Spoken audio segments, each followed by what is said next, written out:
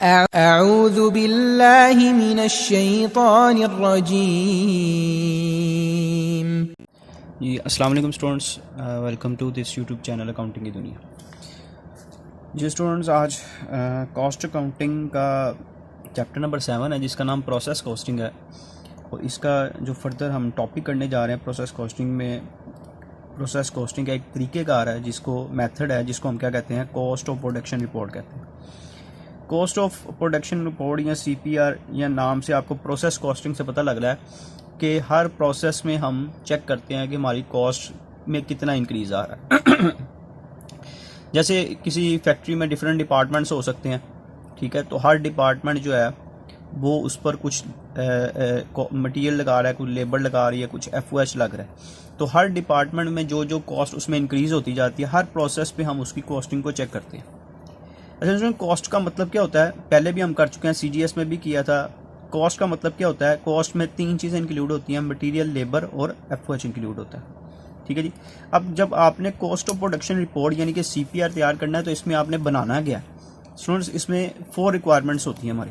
सबसे पहले quantity schedule बनाना होता है, कॉस्ट चार्ज टू डिपार्टमेंट, ये सेकंड हमारा पॉइंट होता है, cost accounting for as follow, और चौथी हमारा जो होता है, ये एक्चुअली फोर्थ पार्ट जो है ये हमारी वर्किंग होती है, ये हमारी वर्किंग होती है जिसको हम इक्विवेलेंट प्रोडक्शन स्केड्यूल कहते हैं, ठीक है जी। ये 4 किस्म की रिक्वायरमेंट्स होती हैं और ये क्वेश्चन चूंकि 20 नंबर का क्वेश्चन होता है आपका, तो ये हर रिक्वायरमेंट समझ लें 5-5 नंबर की हर रिक्वायरमेंट होती है। ये जितनी भी 4 रिक्वायरमेंट से 5-5 ये वर्किंग भी क्वेश्चन का हिस्सा होती है, ये आपने शो करनी होती है। अच्छा, इसमें डिफरेंट डिपार्टमेंट, जैसे मैं अभी आपको बता रहा था कि डिफरेंट डिपार्टमेंट्स हो सकते हैं, जैसे डिपार्टमेंट 1, 2, 3 डिफरेंट डिपार्टमेंट्स हो सकते हैं। जो पहला डिपार्टमेंट है, चूंकि ये किसी से यूनिट रिसीव नहीं कर रहा होता, तो यहाँ पर जो आपके पास यूनिट्स हो गए वो स्टार्टेड होते हैं, यानी कि इसको पुट इनटू प्रोसेस भी कह सकते हैं और unit started in the process भी हम इसको कह सकते हैं। अब यूनिट डिपार्टमेंट जो 2 है, इसने चूंकि फर्स्ट डिपार्टमेंट से रिसीव करना है, इसलिए ये लिखेगा receive from preceding department, receive from preceding department. इसी तरह डिपार्टमेंट 3 जो है, इसने भी इधर से रिसीव करने हैं, तो ये भी क्या लिखता है जी, रिसीव फ्रॉम प्रीसीडिंग डिपार्टमेंट, ये पिछले डिपार्टमेंट से रिसीव कर रहे होते हैं। यहाँ पे स्टार्ट नहीं होता, स्टार्ट जो है फर्स्ट डिपार्टमेंट में होता है, बाकी आगे जितने भी डिपार्टमेंट होंगे ये प्रीवियस डिपार्टमेंट से जो है गुड्स को रिसीव कर रहे होते हैं और फर्दर उस पर लेबर, FOH या हो सकता है कुछ मटीरियल भी लगा रहे हो, तो फर्दर ये इसी तरह ये प्रोसेस आगे चलता रहता है। अच्छा, इसकी फर्दर डिटेल में देखते हैं कि हमने जब इसका क्वांटिटी स्केड्यूल बनाना है तो इसमें क्या क्या चीज़ें लिखनी है। ये डिपार्टमेंट 1 से रिलेटेड मैं बता रहा हूँ। क्वांटिटी स्केड्यूल में क्या कहता है student, units started in the process. जैसे मैंने अभी आपको बताया कि फर्स्ट डिपार्टमेंट जो होता है ये किसी से यूनिट रिसीव नहीं करता, ये पुट इनटू प्रोसेस या स्टार्टेड इन द प्रोसेस होता है। फिर ये इसने टोटल हमें बताए होंगे, फिर उसमें से कुछ यूनिट्स कहे होंगे जो कंप्लीटेड है और अगले डिपार्टमेंट को ट्रांसफर कर दिए गए हैं, इनको हम कहेंगे यूनिट्स कंप्लीटेड एंड ट्रांसफर। फिर उसके बाद units completed but in hand, यानी कि कंप्लीट हो गए हैं लेकिन वो अभी तक आगे डिपार्टमेंट को ट्रांसफर नहीं किए गए। उसके बाद आ जाता है जी हमारे पास यूनिट स्टिल इन प्रोसेस।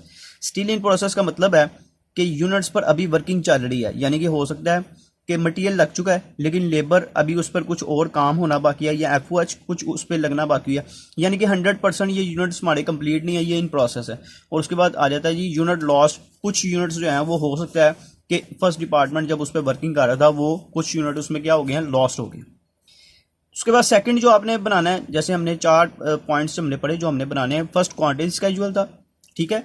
इसमें देखें स्टूडेंट, ये जो क्वांटिटी स्केड्यूल था इसमें किसी किस्म की कॉस्ट इंक्लूड नहीं है, ये सारे हम यूनिट्स में बात कर रहे हैं, क्वांटिटी में डिस्कस किया जा रहा है, यूनिट्स में बात कर रहे हैं, कोई कॉस्ट इसमें इंक्लूड नहीं है। सेकेंड डिपार्टमेंट में आके हम कॉस्ट पे जाते हैं, कॉस्ट चार्ज टू डिपार्टमेंट, यानी कि ये जो हमारा डिपार्टमेंट है ये कितने का मटेरियल लगा रहा है, कितने की लेबर लग रही है, कितने की FOH लग रहा है, ये आपने टोटल भी कैलकुलेट करना है और पर यूनिट में भी बताना है कि ये टोटल लेबर कितने की लग रही है और पर यूनिट के लिहाज से मटेरियल, लेबर और FOH कितनी इस पे चार्ज की जा रही है, ठीक हो गया।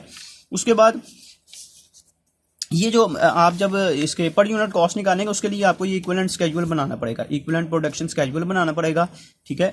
यहाँ पे पर यूनिट कॉस्ट हम यहाँ से फाइंड आउट करके तो सेकंड में वो पुट करते हैं। सेकंड वाला ये जो हमारा पार्ट था कॉस्ट चार्ज टू डिपार्टमेंट, ये पर यूनिट कॉस्ट हम ये अपने फोर्थ वाले पॉइंट यानी कि इक्विवेलेंट प्रोडक्शन स्केड्यूल से निकालते हैं।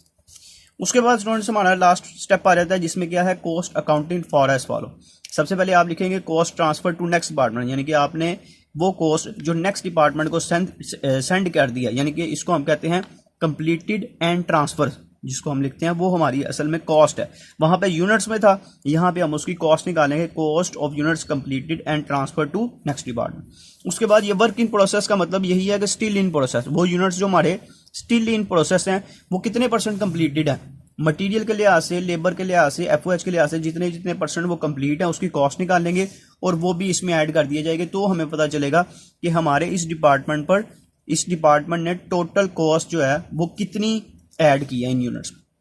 ठीक है, ये जस्ट एक आपको मैं जो ओवरव्यू दे रहा था कि हमने ये जो हमारा CPR है, कॉस्ट ऑफ प्रोडक्शन स्केड्यूल है, इसमें हमने करना गया। दोबारा रिपीट कर दूं, 4 किस्म के पॉइंट्स हैं। क्वांटिटी स्केड्यूल बनाना है, कॉस्ट चार्ट टू डिपार्टमेंट, और उसके बाद cost accounted for S follow, और ये जो EPS है ये इक्विवेलेंट प्रोडक्शन स्केड्यूल है, ये जस्ट क्वेश्चन की क्या है, वर्किंग है, लेकिन ये क्वेश्चन का हिस्सा है, ये आपने शो करना है क्वेश्चन। ठीक हो गया स्टूडेंट, इंशाल्लाह फर्स्ट लेक्चर में अब आपसे मुलाकात होगी स्टूडेंट्स, तब तक के लिए अल्लाह हाफ़िज़।